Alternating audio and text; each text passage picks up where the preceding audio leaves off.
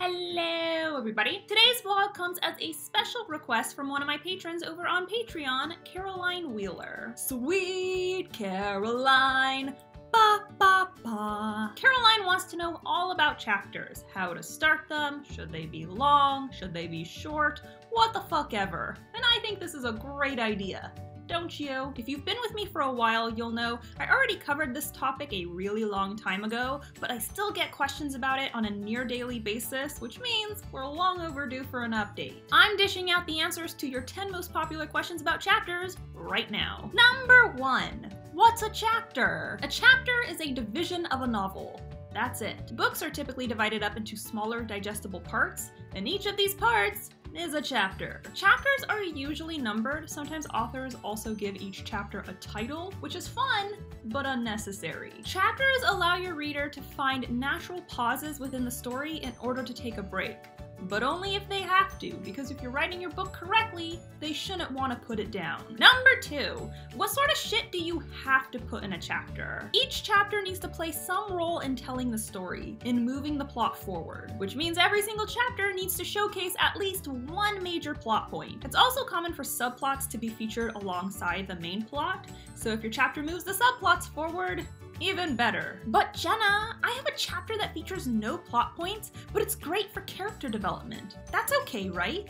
Nope. Sometimes aspiring writers will add content to their story that serves absolutely no benefit toward the plot. They'll say it's character development, but it's really just filler. Here's the thing. You should be able to show the development of your character over the course of the story through the plot and subplots. If your main plot is a fantastic adventure, you should have plenty of plot-centric moments to showcase your character's fear, strength, or curiosity. If you're featuring a romantic subplot, then you should have lots of opportunities to show off your character's flirtatious side or their blossoming sexuality. Simply put, you don't need to include an entire chapter that's strictly character growth. Not only will this bore the reader, it just doesn't make sense because you should be developing your character through your plot points and subplots. Chapter 3. How do I know where one chapter ends and another begins? They're labeled, so that should help. The outlining phase is the ideal time to divide your story into chapters. Look for natural breaks between scenes that could easily translate into a segue between one chapter to the next. Maybe the next scene is the start of a new day, or maybe the scene ends with the perfect cliffhanger. These stopping points are way more obvious while outlining versus while writing the story itself. In other words, if you're a pantser,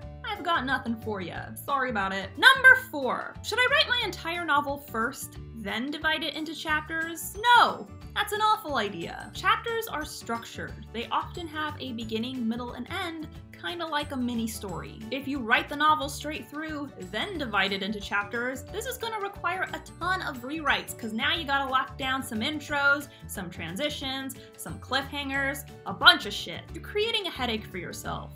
One that could have been avoided if you just planned your chapters ahead of time. Number 5, how should I start and end my chapters? There's kind of a trick to starting and ending chapters in a way that'll effectively hook the reader. For most genres of fiction, you want your reader emotionally invested in the story, and in order to achieve this, shit needs to be unpredictable. The mood and momentum needs to constantly change. Fight scenes are exciting, but if the first chapter's a fight scene, and the second chapter's a fight scene, and the third chapter's a fight scene, the fun is gonna disappear real quick. No one's on the edge of their seat anymore. They're either emotionally exhausted or they're bored.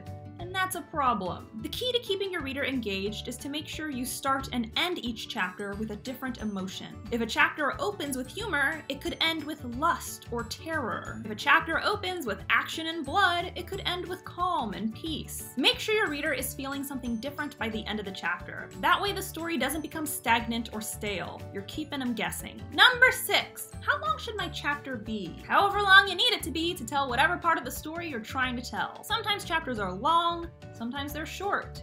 I've read chapters that were 4 pages, and I've read chapters that were 40 pages. It really doesn't make that big of a difference so long as the chapters are well written, entertaining, and relevant to the story. The length is usually an afterthought. Number 7. Do all my chapters need to be the same length? No, they don't. A lot of aspiring writers get bent out of shape about making their chapters the same length.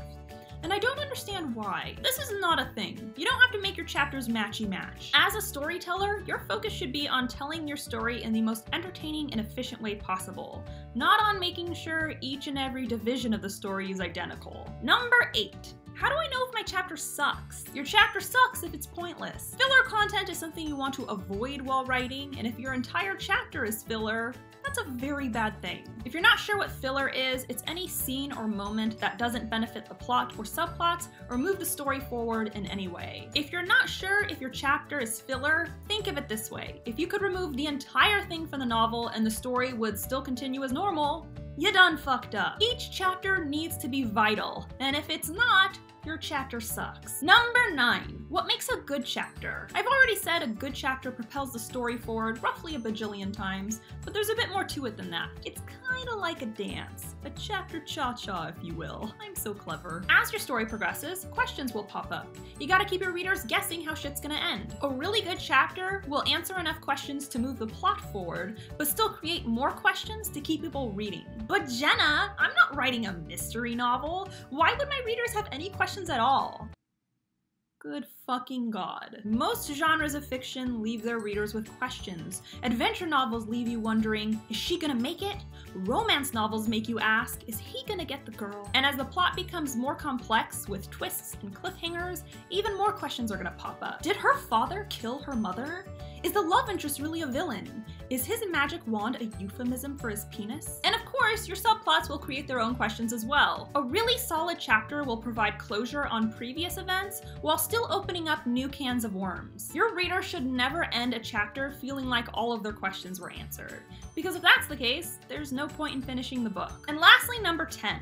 How many chapters should my book have? However many chapters your book requires. I've read books with 10 chapters, I've read books with 100 chapters. It really just depends on the content of your story and how many parts your character's journey contains. Don't add useless chapters just to meet some imagined norm, and don't delete imperative chapters because you think you might have more than the average. Do what you gotta do to tell your story correctly. So that's all I got for you today. Those were my answers to your 10 most popular questions about chapters. I hope you enjoyed them.